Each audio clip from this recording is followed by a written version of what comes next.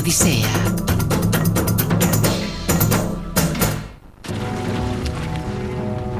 Un desierto infernal y abrasador.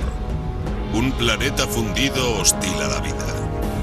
Pero de alguna forma, y por sorprendente que parezca, es aquí donde empezó todo. ¿Cómo? ¿Cómo nació el universo, nuestro planeta? ¿Cómo surgió el propio ser humano? ¿Cómo prendieron aquí las primeras semillas de la vida? ¿Estamos solos en el cosmos? ¿Cuál es el origen de las estrellas y las galaxias? Estas preguntas son tan antiguas como la propia curiosidad humana. Y en Orígenes, una miniserie de Nova de 4 capítulos, buscaremos las respuestas.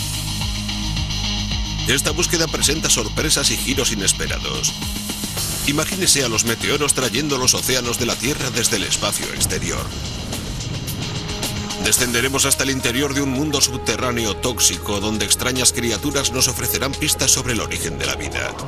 Y conoceremos la impresionante imagen que presentaba la recién nacida Luna cuando estaba a 320.000 kilómetros, más cerca de la Tierra de lo que está en la actualidad.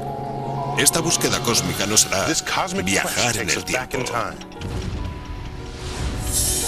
Reconstruiremos los acontecimientos que nos crearon a nosotros y a este lugar que llamamos hogar y que pudieron también sembrar las semillas de la vida en otras partes del cosmos. En el programa de hoy sabremos cómo empezó todo. Ahora mismo estamos escuchando los dolores de parto del cosmos. El descubrimiento accidental del Big Bang plantea a los científicos inquietantes preguntas acerca del universo. ¿Cómo es de grande? ¿Qué edad tiene? ¿De qué está hecho? ¿Y cuáles fueron los procesos que crearon las galaxias y al ser humano? Hay una carrera en marcha para resolver el misterio definitivo. El espíritu de competición es naturalmente una de las cosas que impulsa a los científicos. Crucemos los dedos, recemos porque todo salga bien. Y a medida que emerge nuestra nueva visión del universo, empiezan a revelarse algunas ideas extrañas. Parece que somos polvo de estrellas. Las estrellas son el alquimista definitivo. Las estrellas pueden crear carbono, nitrógeno y oxígeno. Esos elementos son los componentes básicos de la vida, lo que significa que... Nuestro universo es hospitalario con la vida. Hay miles de millones de galaxias por todas partes creando estrellas capaces de formar sistemas solares. Los hábitats en los que es posible la vida están por todas partes. En el episodio de hoy de Orígenes, la ciencia y la investigación detectivesca nos llevarán hasta el principio del universo.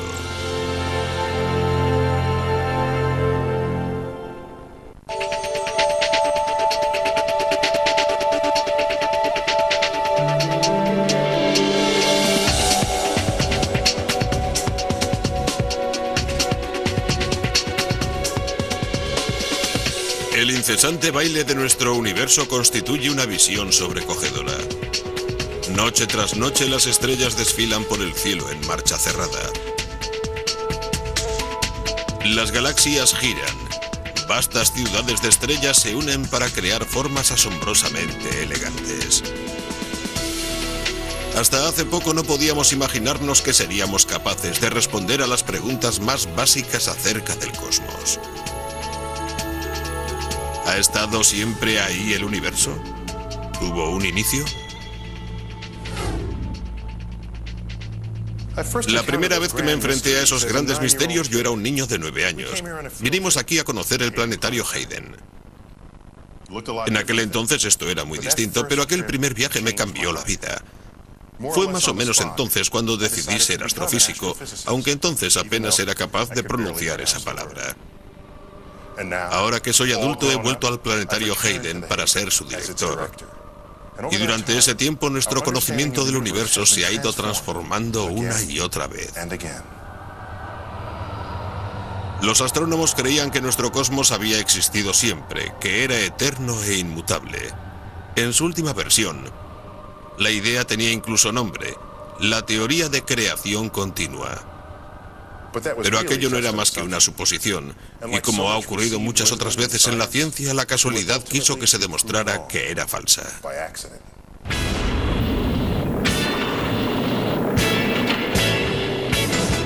El punto de inflexión se produjo en los primeros días de la carrera espacial.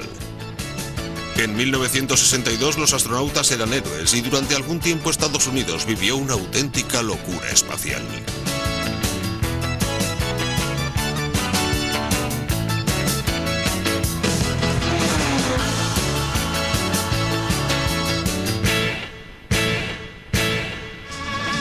El espacio llegó incluso a las listas de éxitos cuando la canción Telstar, llamada así en honor del primer satélite capaz de transmitir llamadas telefónicas transatlánticas, llegó al número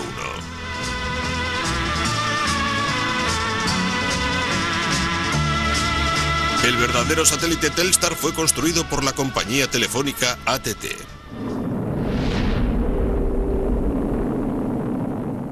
Telstar fue el primer paso en la creación de una red de comunicaciones verdaderamente global. Pero el sistema presentaba algunos fallos, sobre todo un molesto ruido que se escuchaba en las primeras llamadas realizadas a través del satélite. Los ingenieros de AT&T se preguntaban si el problema podría residir en la forma en la que Telstar se comunicaba con la Tierra, utilizando una forma de energía llamada microondas. Los teléfonos son unas máquinas muy sencillas. Todos funcionan más o menos de la misma forma. Hola. Neil, ¿tienes un minuto? No, estoy ocupado. ¿Puedes llamarme más tarde? Espera un segundo. Lo que hacen es convertir las ondas de sonido en impulsos eléctricos y posteriormente convertir esos mismos impulsos eléctricos en ondas de sonido al otro lado de la línea. Tengo que dejarte, estoy trabajando, ¿de acuerdo? Muy bien. Ya hablaremos más tarde, gracias por llamar. Muy bien. Adiós. Los satélites llevan este proceso un paso más allá y convierten los impulsos eléctricos en formas de luz que llamamos microondas y ondas de radio. Para explicarles esta parte, quisiera presentarles a mi sintonizador cósmico. Es sensible a todas las formas de luz existentes. La más familiar es la luz visible, con su arco iris de colores. Lo que hace a un color diferente del otro es simplemente su longitud de onda. Y puedo utilizar este mando para pasar de una longitud de onda a la siguiente. Empecemos con el violeta. Tiene la longitud de onda más corta de todas. Moviéndonos a longitudes de onda cada vez más largas, pasamos de un color al siguiente hasta llegar al naranja y al rojo. Ahí termina la luz visible. Pero la luz continúa más allá, solo que aumenta su longitud de onda. ¿Qué tenemos entonces? La zona infrarroja. No podemos ver los rayos infrarrojos, pero los sentimos su calor. Más allá de los infrarrojos están las microondas. Y luego las más largas de todas, las ondas de radio. Nosotros utilizamos tanto las ondas de radio como las microondas para comunicarnos a través de la atmósfera terrestre y del espacio. De hecho, casi todo lo que hay en el cielo nocturno emite energía en forma de estas mismas ondas de radio y microondas. Aquí vemos la Vía Láctea fotografiada con luz visible. Y aquí su imagen con longitud de ondas de radio. Después de la Segunda Guerra Mundial, esta nueva forma de mirar el cielo impulsó la radioastronomía, lo cual condujo a un descubrimiento fenomenal.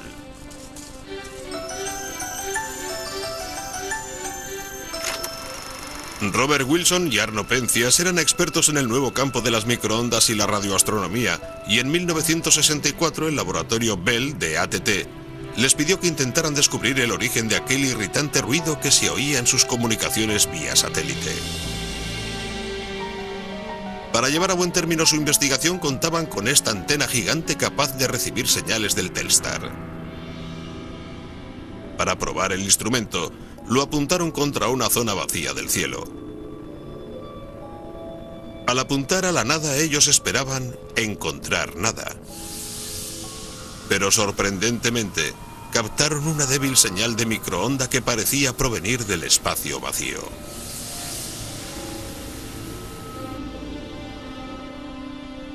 Convencidos de que aquello no era posible, buscaron cualquier posible fuente de microondas perdidas. Incluso subieron al reflector de la antena para desalojar a un par de invitados no deseados. ¿Cuándo fue la última vez que subimos aquí? Hace 38 años. En el 64 o 65 había un par de palomas que vivían allí y que habían depositado sus excrementos en el interior del reflector. Y aquello podía ser una posible fuente de ruido eléctrico. Como estudiante recién graduado hice cosas peores. Probablemente tú también. Oh, sí, haces lo que tienes que hacer. Día a día haces lo que tienes que hacer. Nada funcionó. El ruido seguía allí y misteriosamente parecía provenir de cualquier punto del espacio al que miraran. Para entonces ya podíamos descartar que proviniera de la antena. No sabíamos que pudiera haber algo en el cielo capaz de provocar aquello y pensábamos que la antena no debería captar nada que surgiera del suelo. Era algo muy extraño, no encajaba en nuestra idea de la física.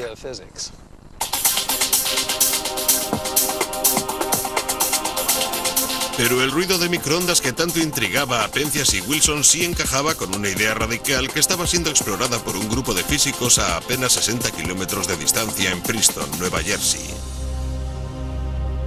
El equipo de Princeton estaba intentando demostrar que todo nuestro universo había nacido a partir de una tremenda explosión de energía ocurrida hace miles de millones de años. El equipo estaba dirigido por Bob Dickey, quien creía que parte de esa energía debería poder ser aún detectada en el espacio en forma de un pequeño ruido de microondas. Para probar esa teoría, Dickey pidió a un joven doctor llamado David Wilkinson que instalara esta antena en miniatura en su tiempo libre. Como la idea de Bob Dickey era tan original, no nos dimos excesiva prisa. No nos preocupaba mucho que se nos adelantaran otros científicos. Fuimos a la calle Arch de Filadelfia y rebuscamos en las tiendas de efectos militares que vendían sobrantes de la Segunda Guerra Mundial para encontrar material barato. Pero antes de que pudieran poner en marcha su instrumento, la noticia llegó a oídos de Penzias y Wilson. Este último llamó a Dickey. Nunca olvidaré lo que dijo exactamente Dickey después de colgar el teléfono. Estas fueron sus palabras. Dijo: bueno, muchachos, se nos han adelantado. Se les habían adelantado con el gran descubrimiento de la cosmología, el Big Bang.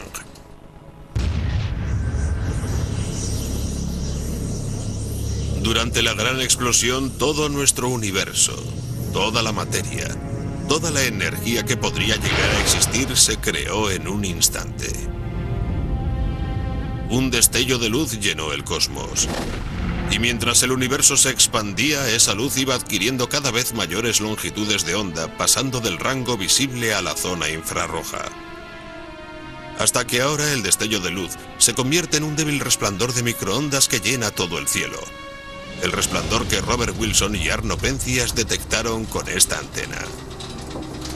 El descubrimiento de Penzias y Wilson sobre el fondo cósmico de microondas es lo que convirtió a la cosmología en una ciencia. Entonces nos dimos cuenta de que se estaba haciendo historia. El universo tal y como era entendido por el hombre era diferente al que había sido hasta ayer. De pronto teníamos datos y podíamos poner a prueba una teoría. Teníamos una teoría que decía que el universo había empezado con una gran explosión y que lo que Penzias y Wilson habían visto era el calor residual del Big Bang.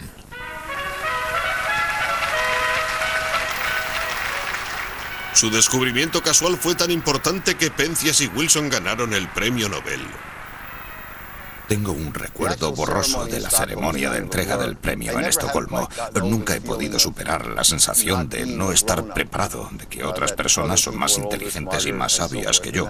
No creo que me abandone nunca esa sensación. Creo que una de las primeras cosas que pensé cuando se anunció la concesión del premio Nobel fue: ¿de verdad me lo merezco? ¿Y debe mi nombre figurar en la misma lista que Einstein? Lo cual me parecía totalmente injusto. Pero con el transcurso de los años he llegado a entender que te concedan el premio Nobel por descubrir algo, no por ser la persona más inteligente del mundo. Por eso, aunque había gente más inteligente que nosotros hicimos algo importante y nos merecimos el premio.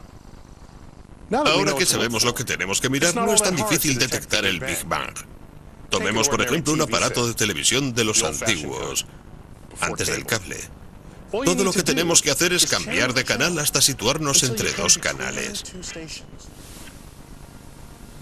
La mayor parte de la electricidad estática proviene de ondas de radio locales que llegan a estas antenas en forma de cuernos, pero sorprendentemente, alrededor de un 1% de la nieve y el ruido provienen de las microondas producidas en el Big Bang. Ahora mismo estamos oyendo los dolores de parto del cosmos. El descubrimiento del Big Bang fue revolucionario. Pero desde el principio se planteó un problema inquietante. Según esa teoría, el Big Bang lo creó todo, toda la energía y toda la materia del cosmos. En el universo moderno, la materia se concentra en cúmulos, en vastas redes de galaxias en las que apenas hay nada en los vacíos que se forman entre ellas. Pero el resplandor de microondas que habían visto Penzias y Wilson no mostraba ningún tipo de estructura. Y ese es el problema, un problema importante. El resplandor de microondas del Big Bang parecía perfectamente homogéneo, era el mismo en todas partes del cielo. Pero si eso era cierto, entonces el universo que había surgido del Big Bang debería ser igual de homogéneo como esta niebla informe. Entonces, ¿cómo empezó el universo a llenarse de cúmulos de materia, galaxias, soles y planetas? Puede que aquel primer universo no fuera tan homogéneo como parecía. Puede que contuviera algunas pequeñas semillas, pequeños puntos densos que la gravedad iría modelando hasta formar las estructuras cósmicas que vemos hoy. Los cosmólogos pensaron que esas regiones ligeramente más densas del primer universo se mostrarían como puntos brillantes en el resplandor de microondas del Big Bang. Así que se dispusieron a descubrirlos.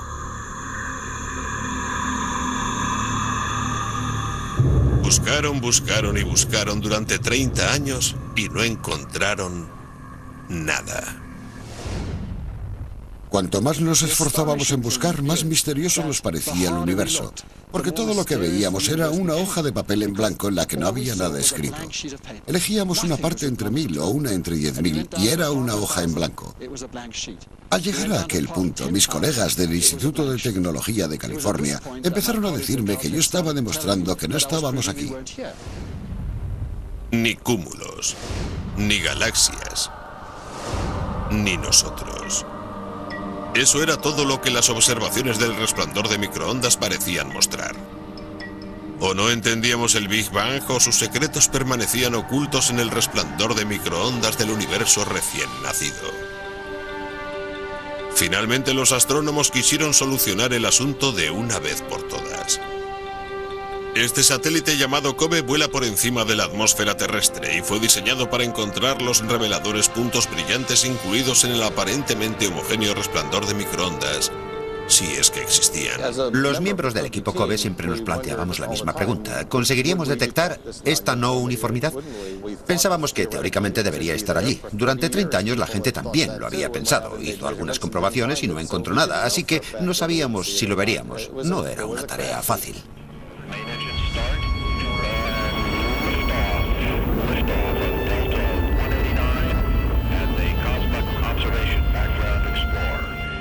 La NASA lanzó el COBE en 1989. Iba a pasar 2 años cerca de la órbita de la Tierra observando el ruido de microondas, la energía del Big Bang, en cientos de miles de puntos del cielo. Cuando acumuló información suficiente, el COBE envió esto. Un patrón lleno de manchas que puede no significar mucho para la mayoría de la gente, pero para los astrónomos fue toda una revelación.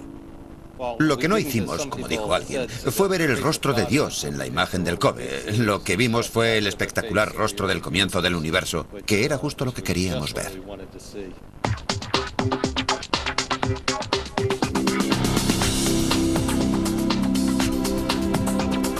Esto era precisamente lo que estaban esperando. El color azul revela los lugares donde había un poco más de materia al comienzo del universo. A partir de estas concentraciones de materia, la gravedad formó las galaxias y las estrellas, los soles y los planetas, y finalmente, nuestro hogar. De forma brillante, el satélite COBE confirmó que el universo, tal y como lo conocemos, evolucionó a partir del cataclismo del Big Bang. Pero al mismo tiempo dejaba sin contar una gran parte de la historia. El COBE tenía una limitación. La imagen enviada era borrosa. Una imagen COBE de mí sería algo así. Se ve que se trata de una cara, pero no se sabe si tengo 20 años o 60 o cualquier otra edad. Lo mismo ocurre con la imagen formada a partir de los datos del COBE. Era demasiado borrosa como para revelar gran cosa de lo que de verdad había ocurrido al comienzo del universo. Era como si hubiéramos visto la Tierra y supiéramos que había océanos y continentes, pero no supiéramos cómo se habían formado los continentes ni cómo se habían formado las cordilleras, y tampoco supiéramos que hubiera grandes cañones y casquetes polares. El fondo cósmico de microondas lleva codificado en sí mismo una tremenda cantidad de información. ¿Qué edad tiene? ¿De qué está hecho? ¿Cuántos átomos hay en el universo? ¿A qué rapidez se está expandiendo? Y con la información recogida por el COBE no pudimos contestar a ninguna de esas preguntas. En otras palabras, el COBE nos estaba tomando el pelo. Su imagen borrosa ocultaba las pistas necesarias para resolver misterios fundamentales, desde la edad del universo a los acontecimientos que se desencadenaron en los primeros momentos posteriores al Big Bang. Para descubrir esas pistas necesitábamos una imagen mucho más precisa del resplandor de microondas del Big Bang. Por eso la NASA se decidió a construir esto, el sucesor del COBE, un satélite llamado WMAP. La W es en honor del fallecido David Wilkinson, miembro del grupo de Princeton pionero en la búsqueda de los restos del Big Bang. Sus 20 antenas estaban diseñadas para recoger microondas del cosmos con una precisión sin precedentes. Y su innovador sistema electrónico puede dar forma a una imagen ultranítida a partir de las débiles señales recogidas por las antenas. El equipo del WMAP empezó a trabajar en su satélite en 1996 y desde el principio, como recuerda el director del proyecto, Chuck Bennett, el enemigo era Murphy, la ley de Murphy. La ley de Murphy dice que si algo puede fallar, fallará. Y créame, es cierto. Chuck, ¿conoces el problema que tenemos con la base? No, cuéntame, ¿qué ocurre? Así era la vida de Chuck Bennett. Se pasaba la jornada intentando solucionar las inevitables crisis que casi a diario amenazaban el éxito de la misión WMAP. Tardarían al menos 7 años en obtener resultados. Un programa a largo plazo que ofrecía una gran oportunidad a los rivales de la NASA.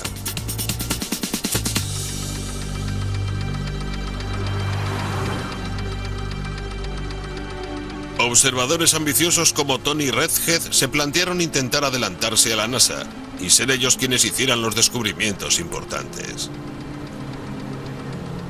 Creo que es muy importante reconocer que el espíritu de competición es una de las cosas que impulsa a los científicos, igual que a todo el mundo. Sabíamos que la NASA iba a enviar un satélite al espacio con el objetivo de proporcionar a la gente una comida de 3 platos. Eso hizo que muchos de nosotros sintiéramos la necesidad de empezar a trabajar para intentar ofrecer algunos aperitivos que pudieran responder antes que ellos a las preguntas más interesantes y fundamentales.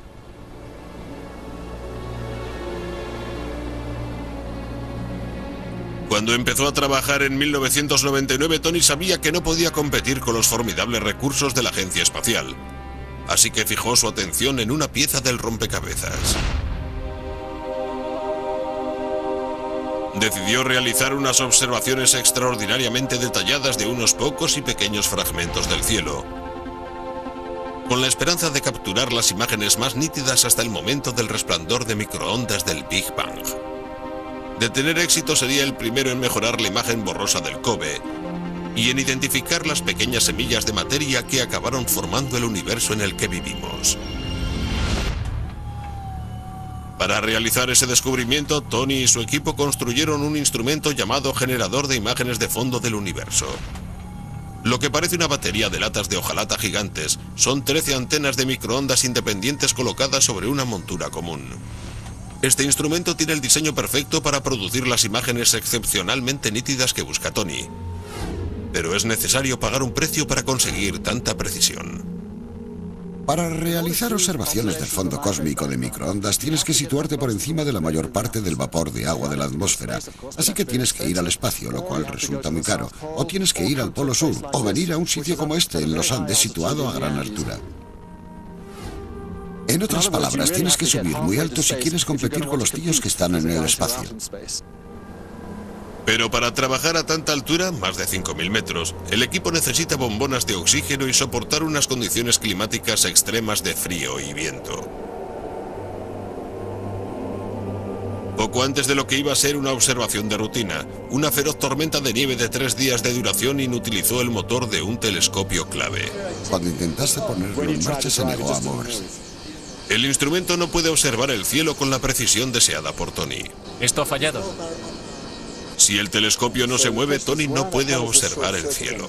Puede que el origen del fallo esté en el sistema de control. Es un contratiempo, pero menor. Al menos, eso es lo que espera Tony.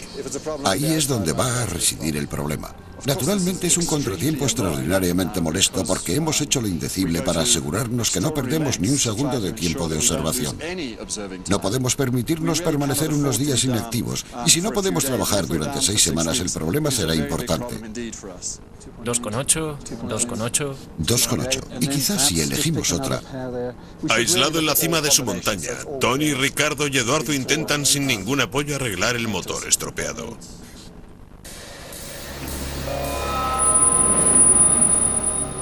Pero en cierta forma pueden considerarse afortunados.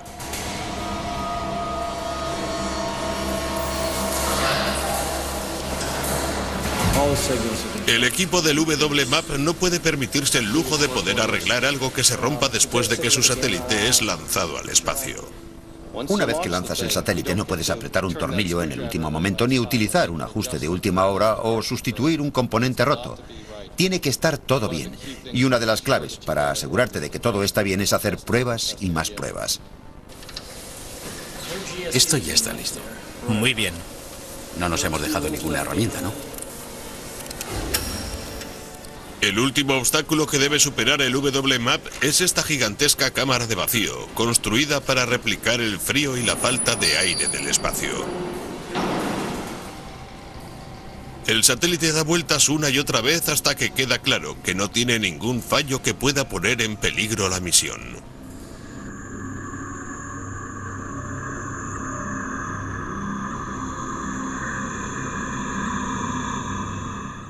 Ricardo, asegúrate de que no haya escaleras alrededor del telescopio. Los esfuerzos de Tony se están viendo recompensados. Después de 3 días de trabajo, el equipo cree que han conseguido resucitar el motor roto. ¿Terminado? Conecta el interruptor de funcionamiento. ¿Conectado? Voy a intentar un destello en Azimut. Sí, crucemos los dedos. Crucemos los dedos. Recemos porque todo salga bien. ¿De acuerdo?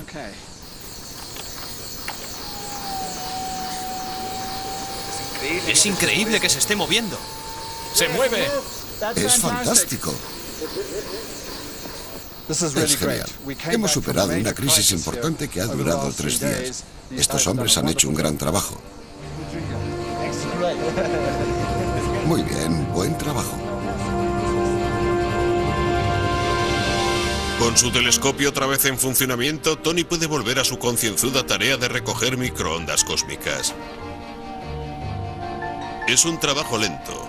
Se necesita un mínimo de 50 noches para crear una imagen utilizable de un pequeño fragmento de cielo.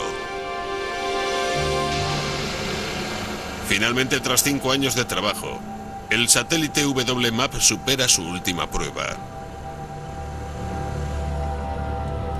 Ya no queda nada que hacer. O el instrumento funciona en el espacio o no. Ha llegado la hora de volar. Por supuesto, Chuck sigue preocupado. Finalmente llegamos a un punto en el proyecto en el que no quedaba más que embalar el satélite y enviarlo al Centro Espacial Kennedy. Naturalmente, los problemas no acabaron allí.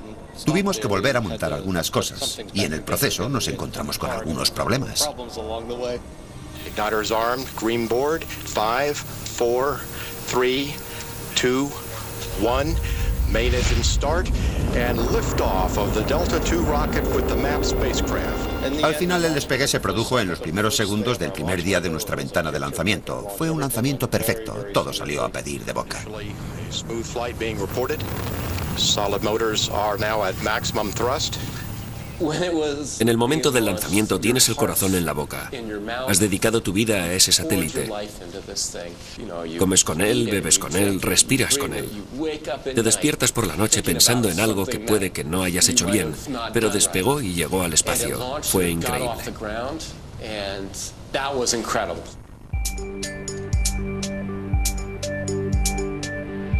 Después de su lanzamiento al WMAP aún le quedaba un viaje de 3 meses antes de alcanzar su destino final, situado a millones de kilómetros de la Tierra. Una localización muy especial, el segundo punto lagrangiano del Sol y la Tierra, o L2. En L2 la fuerza gravitacional combinada del Sol y la Tierra mantendrá el satélite en una órbita fija. En esa posición, el revestimiento del WMAP puede bloquear la radiación de microondas contaminante emitida por el Sol y la Tierra. Pero para llegar allí es necesario completar una de las trayectorias más complejas jamás planeadas para una misión científica espacial. Uno de los científicos del cuartel general me preguntó ¿qué parte de la misión te preocupa más? Y le dije, llegar de aquí a aquí. Los sistemas de guía del WMAP funcionan a la perfección. Pero al llegar a L2, el satélite necesita todo un año para producir los primeros resultados. Ese año le concede a Tony justo el tiempo que necesita. Antes de que el WMAP de la NASA pueda enviar alguna información, Tony se las arregla para reunir los datos suficientes como para realizar un descubrimiento importante. Debido a todas las dificultades que es necesario superar, uno tiende a olvidar la verdadera maravilla de lo que está viviendo. Lo que estamos viendo son detalles precisos, más de 100 veces más pequeños que los enviados por el COBE, el primer vínculo observacional directo entre el primer universo y el universo en el que vivimos. Estos puntos más brillantes, de temperatura más alta, nos señalan los lugares en los que hay más densidad. Y eso es muy interesante porque nos está mostrando de dónde proviene toda la estructura del universo que nos rodea en la actualidad. En el transcurso de miles de millones de años, la gravedad transformará esta aglomeración de materia ligeramente más densa en esto, un cúmulo de galaxias, hogar de billones de estrellas como nuestro Sol. De no haber habido semillas como esta en el fondo cósmico de microondas que demostraban que había más materia, hoy no estaríamos aquí hablando de esto.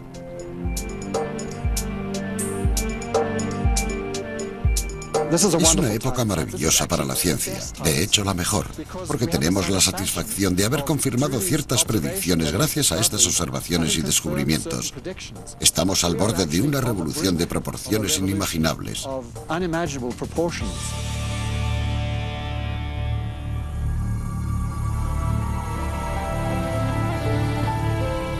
La revolución empezó a tomar cuerpo en febrero de 2003. En poco más de un año, el WMAP ha analizado más de 2 millones de puntos del cielo.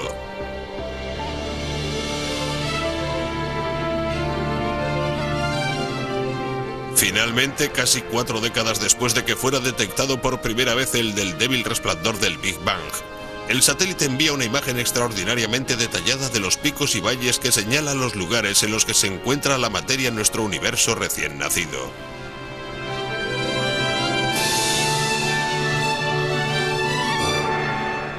Así que esto, David. Este es el aspecto que tenía el universo 380.000 años después del Big Bang. ¿Fuiste el primero en ver esto cuando llegó del telescopio? Creo que fui el primero en ver esta versión del mapa. ¿Qué sentiste? Me sentí en el cielo. Saber que eres una de las primeras personas que tiene la posibilidad de ver esto es increíble. En esta versión de la imagen del WMAP, los picos son puntos calientes que muestran dónde se formarán los supercúmulos de galaxias. Los valles se convertirán en espacios vacíos. Y lo que es más importante, esta imagen es tan detallada que ahora los cosmólogos pueden reconstruir casi en su totalidad la historia de lo que ocurrió durante el nacimiento del universo y permitió crear las estructuras que vemos hoy. El Big Bang en sí sigue rodeado de misterio, aunque el WMAP nos dice que el nacimiento del universo tuvo lugar hace 13.700 millones de años. Utilizando los datos del WMAP, podemos remontarnos casi hasta esa fecha, un momento en el que el universo era diminuto, mucho más pequeño que esta perla. No sabemos con seguridad qué es lo que ocurrió después, pero la idea más acertada es que se produjo un fenómeno que llamamos inflación y que desencadenó una expansión hiperrápida, aumentando el tamaño del universo miles y miles y miles de millones de veces. Pero de forma tan repentina como empezó, la inflación se detuvo, dejando detrás un universo denso, caliente y violento. Todo el espacio está lleno de un zoo de partículas exóticas, las precursoras de la materia ordinaria. Y toda la luz del cosmos está atrapada en una especie de interminable partida de petacos en la que rebotan estas partículas. Pero mientras el universo continúa su expansión, también se va enfriando, hasta que al menos 380.000 años después del Big Bang, las temperaturas caen hasta un nivel en el que pueden formarse átomos estables. En ese instante, se disipa la niebla primigenia y la luz del Big Bang brilla con libertad, formando la imagen capturada por el WMAP, la fotografía de un cosmos recién nacido. El descubrimiento más destacado del WMAP fue que el universo era increíblemente simple. Creo que ahora estamos cerca de conocer la forma en la que ha evolucionado el universo desde un segundo después del Big Bang hasta hoy mismo.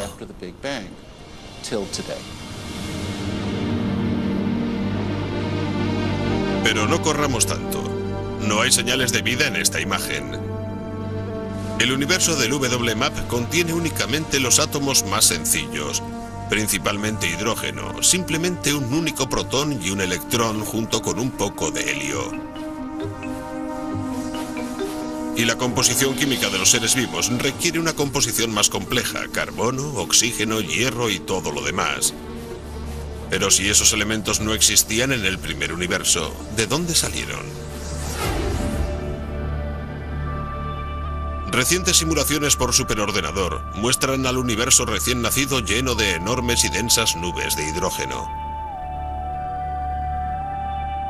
Casi inmediatamente las nubes empezaron a condensarse y a atraerse entre sí debido a su propia gravedad. A medida que el hidrógeno se va acumulando, va aumentando la densidad de la región central, hasta que algo radicalmente nuevo ilumina el universo. Una estrella. Las primeras estrellas son gigantes de hidrógeno, al menos 100 veces más grandes que nuestro Sol. Esas estrellas de tamaño tan vasto tienen una vida corta, 2 o 3 millones de años a lo sumo, y desaparecen con un bang, en explosiones tan grandes que han sido denominadas hipernova.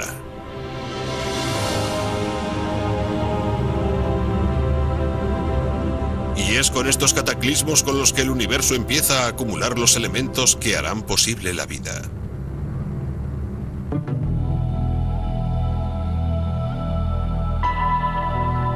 Todos los átomos del universo más pesados que el hidrógeno y el helio son creados por las estrellas. Las estrellas son realmente interesantes, no se limitan a estar fijas en el cielo, pero como duran mucho más que nosotros, tendemos a creer que son permanentes. Las estrellas son el alquimista definitivo, convierten los elementos de la luz en elementos más pesados, así reciben la energía que necesitan para brillar. Cuando una estrella inicia su vida está formada básicamente por hidrógeno y helio, un 70% de hidrógeno y un 28% de helio en el caso del Sol. En el núcleo de una estrella la temperatura y la presión son tan altas que los átomos de hidrógeno se fusionan para formar helio. La fusión de hidrógeno libera una prodigiosa cantidad de energía, el calor y la luz de la estrella. Esa es la historia del 90% de la vida de una estrella, la fusión de hidrógeno para crear helio. Aunque finalmente la estrella se queda sin hidrógeno y empieza a fundir sus reservas de helio, creando así elementos aún más pesados. Lo que ocurre, y siempre ocurre lo mismo, es que se contrae y aumenta de temperatura. Y si puede encontrar algo nuevo que poder quemar, ya sea el fregadero de la cocina o carbón o lo que sea, lo quemará. Toma 3 partes de helio a la vez para hacer carbono. Podemos añadir una parte más de helio a ese carbono para crear el elemento número 8, el oxígeno. Ese es un enorme paso adelante. Significa que las estrellas pueden crear carbono, nitrógeno y oxígeno. Eso es fantástico porque ya tenemos en el tablero los principales elementos de la vida. La química orgánica es la química del carbono. El carbono es el siguiente en fusionarse, lo que hace que se formen elementos aún más pesados. Azufre, argón, cloro. Potasio, calcio, escandio, el ritmo es cada vez más rápido. En mitad del proceso, el silicio empieza a quemarse a 3.000 millones de grados, una temperatura asombrosa. Y se crea el titanio, el vanadio, el cromo, manganeso, cobalto, níquel y hierro. El hierro es realmente el final del trayecto. Es el elemento final a partir del cual no se puede sacar nada más. Es el final de la partida. Una estrella que se ha formado a partir de la fusión ha llegado a un punto donde no tiene nada más que gastar. De pronto la estrella se encuentra al borde del desastre. La radiación sale al exterior desde el interior, pero en su núcleo no tiene más combustible.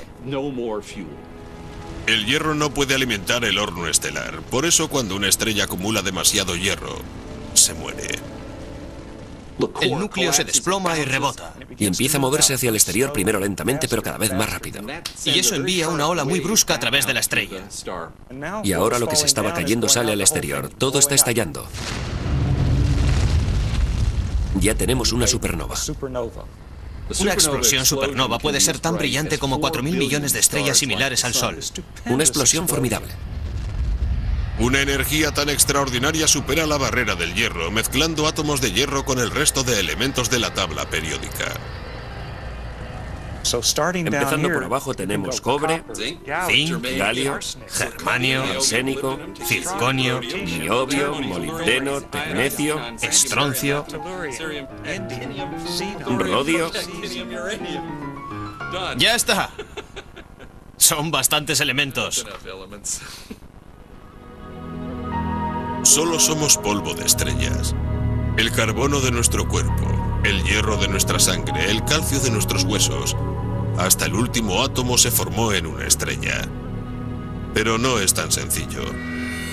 Ninguna estrella puede producir más que unos pocos elementos pesados. Así que para crear un entorno en el que pudiera desarrollarse la vida, el universo tuvo que encontrar la forma de concentrar la materia buena. Algo que consiguió a través de un proceso que se parece mucho a la forma en la que prepara una sopa el chef Michael Romano. Como sabes, no existe una buena cocina sin una buena sopa. Y toda sopa empieza con agua, así que pongamos un poco de agua en el puchero. En este cosmos culinario, estos ingredientes representan a las primeras estrellas, y cada una de ellas le añade un poco de sabor al caldo en el que están inmersos. Y luego necesitamos calor. Parece ser que en el cosmos no están a falta de calor. Eso está bien. En el caldo que dejaron las primeras estrellas se formaron nuevas estrellas. Aquí llega la segunda ronda de ingredientes, y mientras hierven, la sopa interestelar va cogiendo cada vez más sabor. Fíjate en lo buena que está quedando. Estoy deseando probarla. ¿Recuerdas el agua con la que empezamos? Sí. Fíjate en lo que se ha convertido. Creo que ya tiene el sabor suficiente como para recibir los ingredientes estrella de la receta: el marisco y el pescado. Finalmente esta sopa cósmica está casi lista. Ha llegado a un punto en el que después de estar bullendo durante miles de millones de años está en condiciones de recibir la forma de vida que emergería en la Tierra. Esto es para ti. Gracias, Michael. Disfrútala. Gracias. Lo que acaba de hacer Michael es enormemente parecido a lo que ocurre en el universo, donde cada generación de estrellas enriquece el caldo en el que se formará la próxima generación, hasta que finalmente la sopa cósmica es lo suficientemente sustanciosa como para sustentar la vida. Sabemos que esto es así porque podemos ver que está sucediendo al lado de nuestra casa, en nuestra propia galaxia, la Vía Láctea, gracias a la que podemos considerar la imagen astronómica más famosa de todos los tiempos, la imagen de la nebulosa Águila tomada por el telescopio espacial Hubble.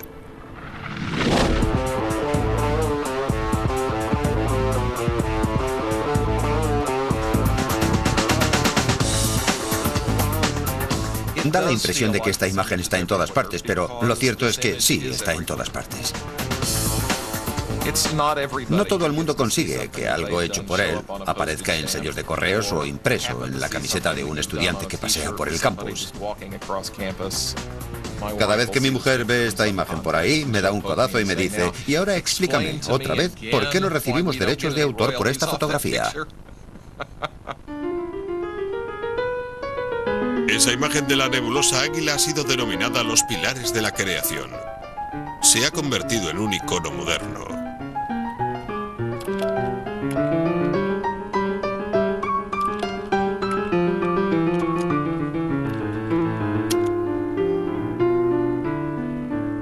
La primera vez que la transmitió el Hubble a la Tierra, los propios científicos se quedaron estupefactos al ver aquello.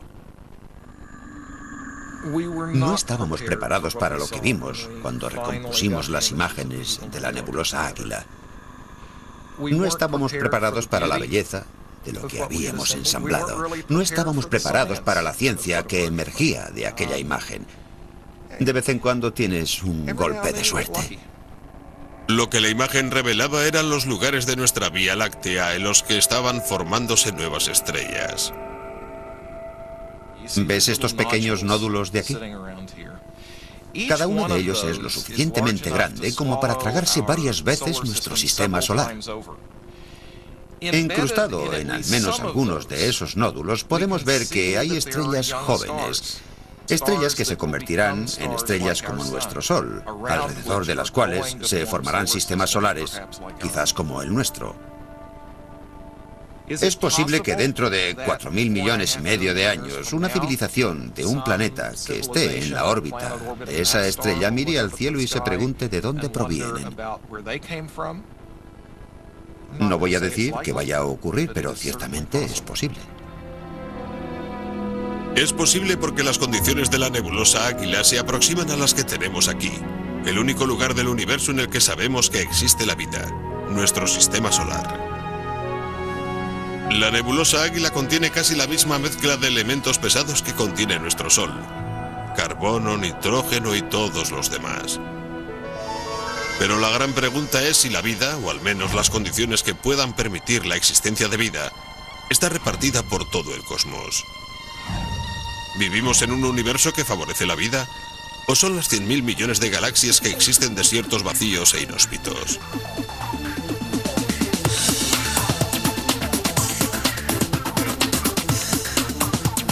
Esa es la pregunta que ha llevado a Sandra Faber al Observatorio Keck de Hawái. ¿Qué probabilidades hay de que exista vida en el cosmos?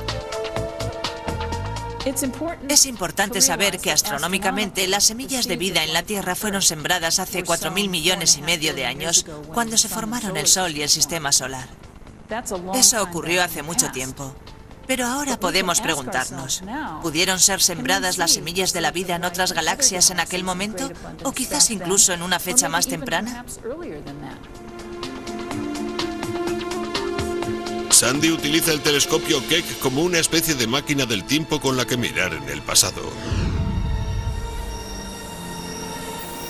Su espejo gigante de 11 metros de diámetro puede captar fotografías de las galaxias cuando son mucho más jóvenes que la nuestra. Pero no basta con limitarse a observar galaxias tan lejanas. Sandy quiere saber de qué están hechas. Para descubrirlo, utiliza un instrumento llamado espectrógrafo.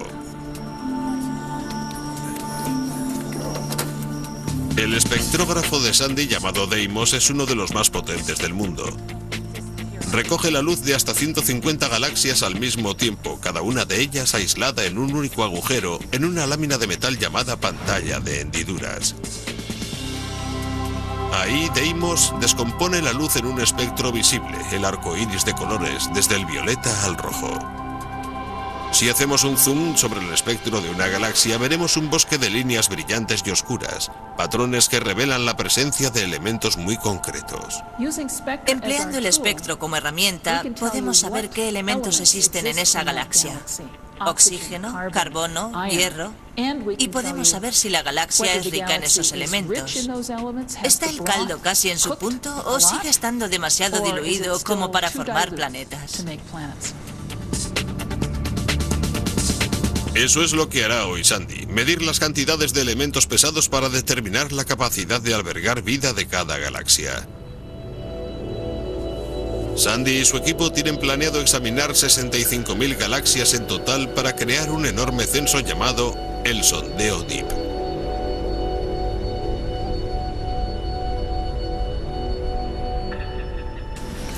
Perfecto. Aquí están los resultados recién salidos del telescopio. Esto es fantástico. ¿Eso es a lo que te referías? Aquí y aquí hay oxígeno. Este punto brillante señala la presencia de oxígeno en una galaxia situada a 5.000 millones de años luz. Por pura coincidencia, estamos viendo galaxias cuya luz se extinguió justo cuando nuestro Sol se estaba formando en nuestra galaxia. Sandy utiliza el nivel de oxígeno y de otros elementos pesados del Sol como parámetro. Si una galaxia presenta una mezcla similar de elementos, entonces potencialmente podría sustentar la misma química viva que encontramos en nuestro hogar. Probablemente esa galaxia sea un buen lugar en el que buscar planetas porque los metales abundan en mayor cantidad incluso que en nuestra propia galaxia.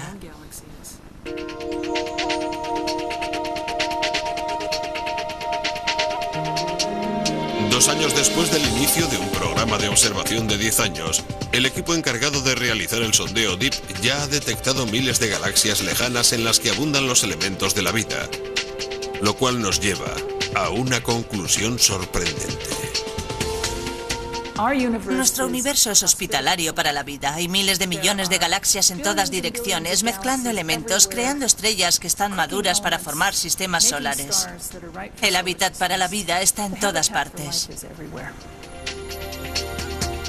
Eso no prueba que la vida en sí exista en otros puntos del universo, pero el trabajo de Sandy confirma que los elementos esenciales para la vida tal y como la conocemos están repartidos por todo el cosmos. El mensaje del sondeo DEEP y el resto de la información que estamos recopilando constituyen una historia preciosa, una nueva versión del Génesis, una nueva versión del mito cósmico, solo que esta vez tiene una base científica, desde el Big Bang hasta ahora. Big Bang, formación de galaxias, formación de elementos pesados en supernovas, el Sol, la Tierra, la vida, la gran cadena ininterrumpida de la existencia. En los últimos años, hemos llegado a un punto en el que podemos empezar con los orígenes del universo y podemos terminar con una conversación entre seres inteligentes acerca de cómo funcionan las cosas. Y hacernos una idea muy precisa de todos los pasos que hay entre esos dos extremos. Es como si estás componiendo un rompecabezas y de pronto miras hacia abajo y te das cuenta de que lo has terminado. Tienes todas las piezas. Durante casi toda la historia humana, los cielos han estado fuera de nuestro alcance.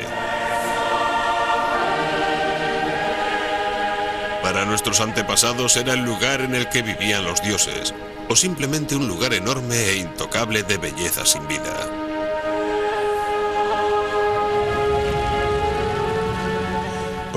Pero en la actualidad el estudio de los orígenes del cosmos nos revela una historia muy diferente. Nos revela la historia de la vida, nuestra historia, que se extiende mucho más allá de la formación de la Tierra. Nos revela que la aparición de las condiciones para que se diera posible la vida no fue un accidente. Al contrario, fue el resultado natural de casi 14.000 millones de años de evolución cósmica. Una cadena de conexiones que une el nacimiento del universo con nosotros, aquí y ahora.